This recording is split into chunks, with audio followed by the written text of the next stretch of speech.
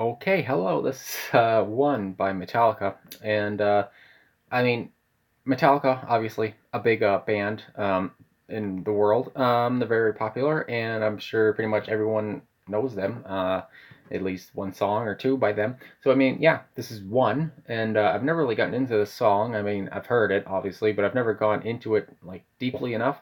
And I already see on Genius.com that it has over 500,000 views on its lyric page. So yeah, I've never really gone into Metallica's like discography, I guess. I know their hits and everything because of the radio, obviously. But yeah, so I just wanted to get into this today and see what it's all about, I guess. And yeah, we'll just do that and then talk about it after. Hopefully, this video does not get taken down for copyright. Okay.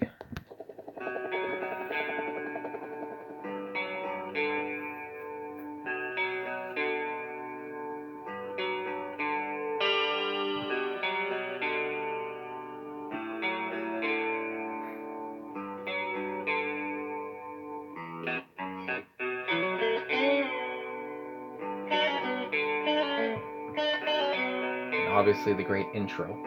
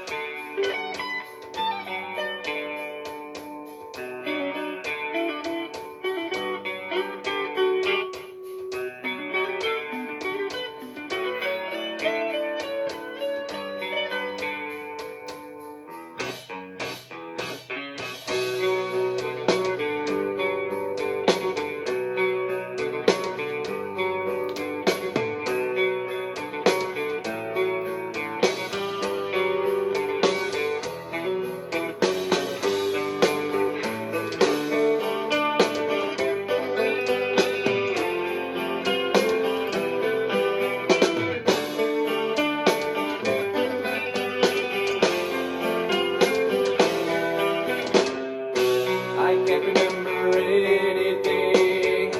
Can't tell if this is true or a dream. Deep down inside, I feel the scream. This terrible silence stops in me. Now that the war is through with me, I'm waking up. I cannot see that there's not much left of me. Nothing is real but pain now. Hold my breath as I wish for death. Oh please God, wake me.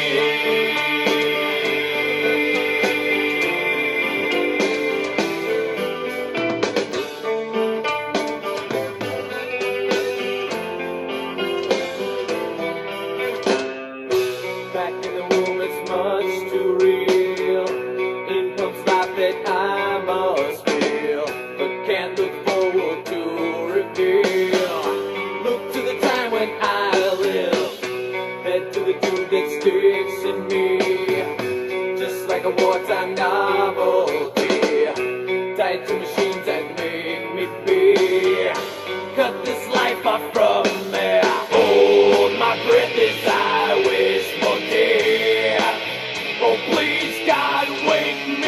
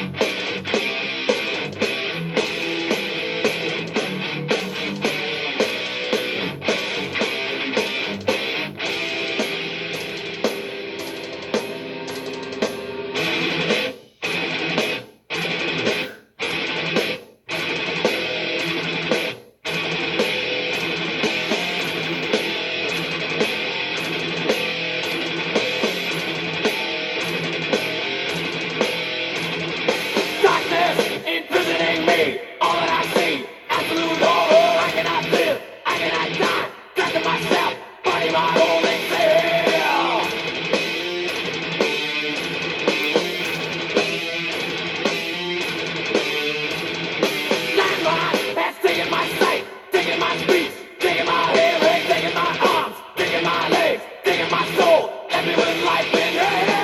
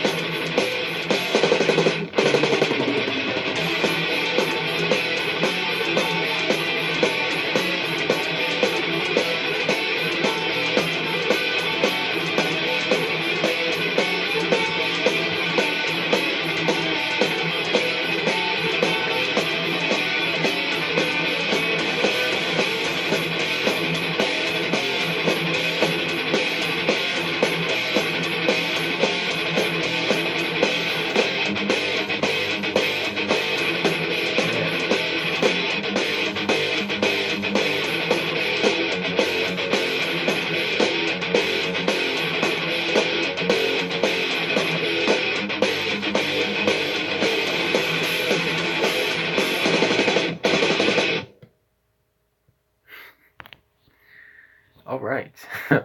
Yeah, obviously, I mean, I don't know who hasn't heard that song already, but I mean, even just parts of it. But yeah, it just makes me smile. I don't know. I just really like that song.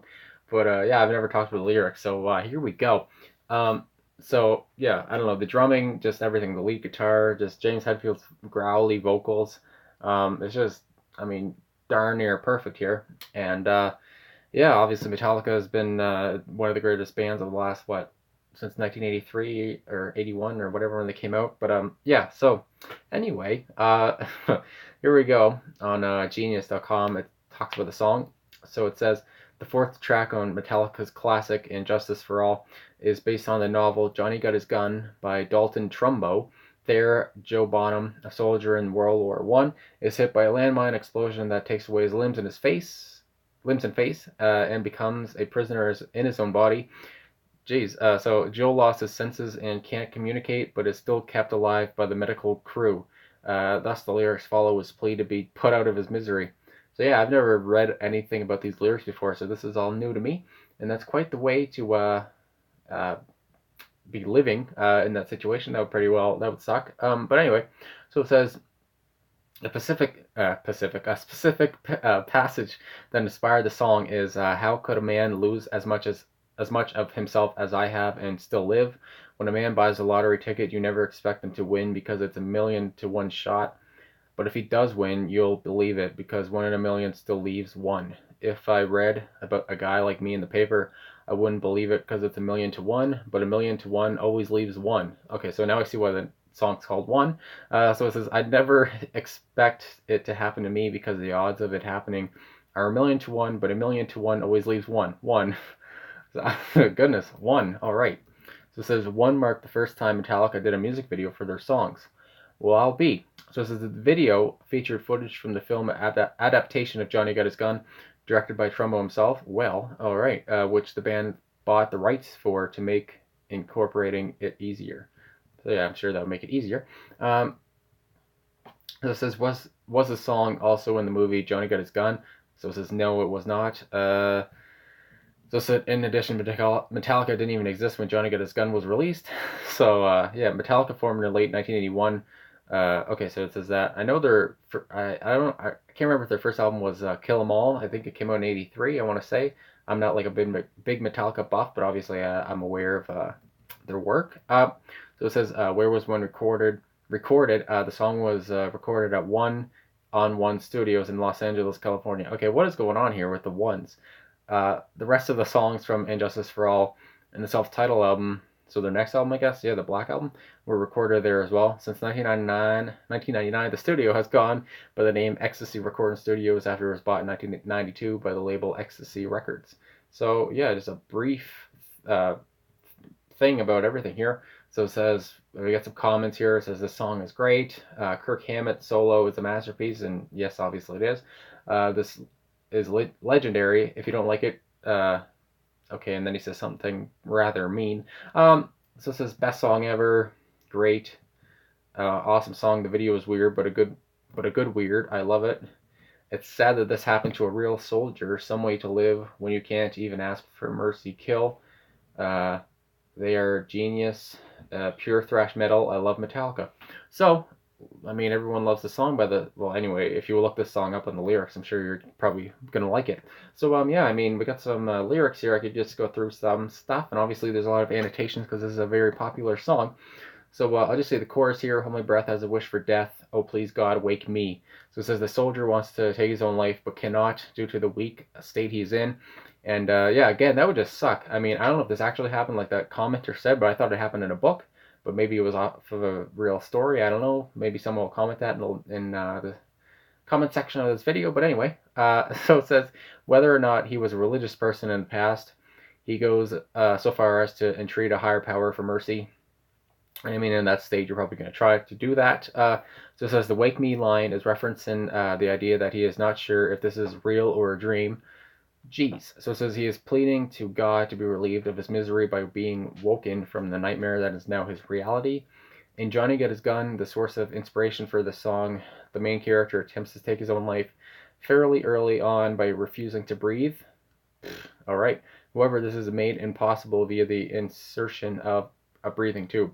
So again, this guy just can't catch a break for wanting to die. So yeah, I mean, this whole song is just nuts. Yeah, and I don't even know. It's just yeah, I'm like almost lost for words here. And so it says another chorus here. Now the world is gone. I'm just one. Oh God, help me. Hold my breath as a wish for death. Oh God, please help me. So it says since he can't perceive or interact with the world around him and with the people in it, as far as he can tell, he's the only person left in his universe. The lyrics of the build-up to the heavier segment of the song serve to emphasize the feeling that the soldier will now and forever be alone, and also to reiterate his desire for death's release. Man, just some heavy stuff here. And then we go into the third verse, and this is where it gets heavier. And so I love the lyrics and how Hetfield sings them. And so it says, "Darkness imprisoning me, all that I see, absolute horror. I cannot live, I cannot die, trapped in myself, body, my holding cell. Landmine has taken my sight, taken my speech, taken my hearing, taken my arms, taken my legs, taken my soul, left me with life in hell." Man, and just like I said, the way he delivers those lyrics is just nuts, and I really love it. So it says, anyway, for an annotation in this, it says the final damage the soldier lists is that which cannot be observed by others. The trauma of unrelenting pain has deprived him of any joy or positive feelings. I mean, I would assume. So it says, and has left him to spend the rest of his days in endless torment. So, and then we have the instrumental outro. And just again, the instruments in this whole song were just nuts. And it's just perfect. I mean, this whole song is just perfect. Like I said at the start of this, and yeah, so it says you can feel the helplessness of the soldier described in the song as the anger builds and finally culminates in Hammett's solo and the double kick from Lars all the way until the final note. And I want to say about Lars Ulrich's drumming, I've heard a lot of people um, talk bad about Lars, and I mean that he's not really a great drummer and stuff. I mean, I'm not a big Metallica buff or whatever. I'm not a drummer or anything like that. But I mean, Lars, he served his purpose. He served his purpose. He's still drumming. And even I know, like in the '90s and early 2000s, there a lot of like the Metallica members kind of hated each other and stuff. And I think they're kind of all right now. But I mean, Lars is like he fits them. I mean, I don't know. Like I guess you could have another drummer, and maybe he'd be better or whatever. But I mean, Lars Ulrich wasn't he's not terrible. I mean, he's been with them for a long time, so I mean, he's obviously served his purpose. And yeah, I don't know, just a little rant on Lars Ulrich there. I don't hate him. I know he loves Oasis, and I love Oasis, so we have something there. But anyway, I guess that's it. I talked about this long enough, I guess. But yeah, this song is just great. Obviously, it's a classic, and as it should be. So, and the story of the song I never even knew about. It's pretty gruesome, and but I mean they can tell a great story through a song, and it's pretty cool. So yeah, I guess that's it. Thanks for watching, and if you subscribed or liked or commented, thank you for that. And I guess that's about it. Again, thanks for watching. I'll see you guys soon, and yeah, I'll see you later.